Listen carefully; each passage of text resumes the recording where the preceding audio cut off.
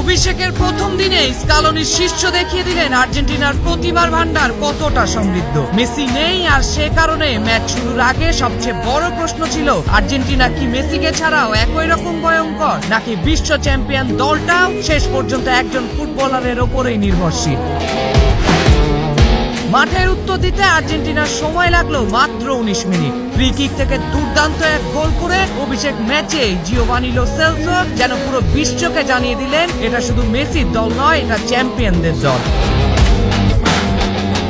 গোলের পরও থামেননি আলবিসেলেস্তোরা। বলের নিয়ন্ত্রণ, আক্রমণের ধার আর আত্মবিশ্বাস সবকিছুতেই ছিল বিশ্ব চ্যাম্পিয়নদের ছাপ। তারপরও 30 মিনিটে আসে দ্বিতীয় আঘাত। পেনাল্টি থেকে গোল করে ব্যবধান দ্বিগুণ করেন মার্টিনেজ। প্রথমার্ধে শেষ হয় আর্জেন্টিনার পূর্ণ আধিপত্য, তবে জর্ডানও হার মানার পাত্র নয়। দ্বিতীয়ার্ধের 55 মিনিটে দারুণ এক গোল করে ম্যাচে ফেরার ইঙ্গিত দেয় দলটি।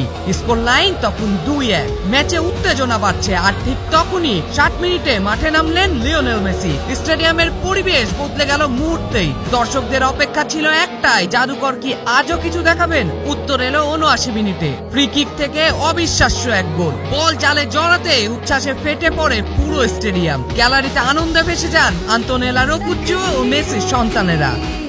মেসি যেন আবারও মনে করিয়ে দিলেন কেন তিনি ফুটবল ইতিহাসের অন্যতম সেরা। একদিকে নতুনদের আত্মপ্রকাশ, অন্যদিকে মেসির জাদু, সব মিলিয়ে আরেকটি দারুণ জয় তুলে নিল আর্জেন্টিনা।